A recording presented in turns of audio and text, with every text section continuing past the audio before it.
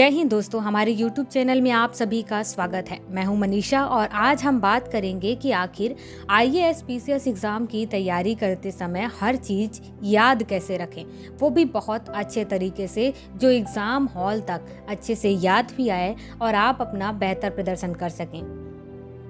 दोस्तों, पढ़ाई तो आप सभी लोग करते होंगे, ऐसा कोई स्टूडेंट नहीं है मतलब कि जो IAS PCS ऑफिसर बनना चाहता है वो पढ़ाई नहीं करता हो, रात दिन पढ़ते हैं।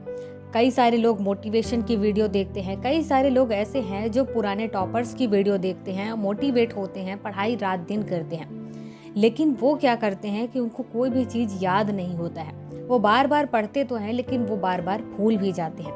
तो इसका सबसे अच्छा तरीका एक ही होता है, वो होता है कि आप सबसे पहले हर चीज़ मैनेज करें। अब मैनेज करने का मतलब ये बिल्कुल नहीं है कि आप टाइम टेबल बना लें। टाइम टेबल कोई फॉलो नहीं करता है, वो शुरुआत के 1-2 दिन होता है, मुश्किल से 1 हफ्ता होगा, 1 महीना होगा। बहुत ही मुश्किल से 100 में से 1 ही पर्सन ऐसा होगा जो टाइम टेबल फॉलो करता होगा, बाकी कोई फॉलो नहीं कर पाता है। हर दिन का जो रूटीन होता है वो अलग होता है और समय के साथ साथ सारी चीज़ें बदल भी जाती हैं। कभी कोई मुश्किल होती है तो कभी कुछ होता है, इसलिए आपको टाइम मैनेज करना है, अपनी सारी चीज़ें मैनेज करना है, टाइम टेबल नहीं बनाना है। बस ये याद रखिए कि पर डे मतलब कि हर दिन आपको अपने सब्जेक्ट को, जो भी सब्जेक्ट आप उठा रहे हैं उसमें जो भी आप टॉपिक पढ़ रहे हैं उसे बेहतर तरीके से याद रखें। बात आती है याद कैसे रखें, तो सबसे पहली चीज़ मैं आपको बताना चाहूँगी कि UPSC CSE एग्ज़ाम और स्टेट PCS एग्ज़ाम ये दोनों के ही बुक लगभग सेम होते हैं। बस एक में विशेषताएं याद रखनी होती हैं, उनकी चीज़ें इस टाइप से होती हैं, और एक में तथ्य याद रखना होता है। और इन दोनों ही चीज़ को अगर आप याद रखते हैं तो वो दोनों ही एग्ज़ाम के लिए बेहतर होता है और आपका दिमाग जो है वो तेज भी चलता है ये सारी चीज़ें समझने के लिए। आप कहीं भी बोल पाएंगे, कहीं पर भी लिख पाएंगे, और यही होती है तैयारी असली। ना तो प्रीलिम्स ना तो मेंस, ये तैयारी ऐसी होती है कि चाहे स्टेट PCS एग्ज़ाम की मेंस हो या प्रीलिम्स या फिर UPSC CSE का, आप सब जगह आंसर बेहतर तरीके से दे पाएंगे।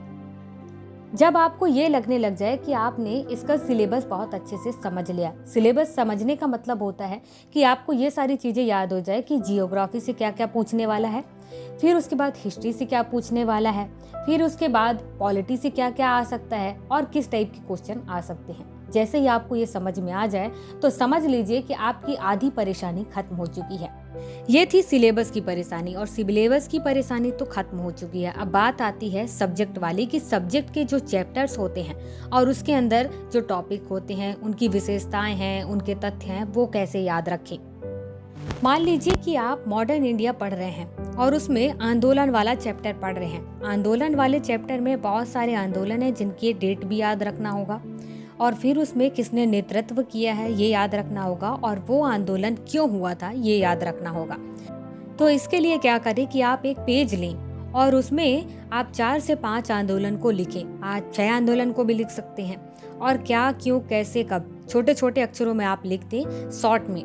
और उसे क्या करें कि आप जहाँ पर काम कर रहे हों वहाँ पर चिपका दें या अपने साथ ले लें, ऐसा कर सकते हैं, और उसे याद करते जाएं।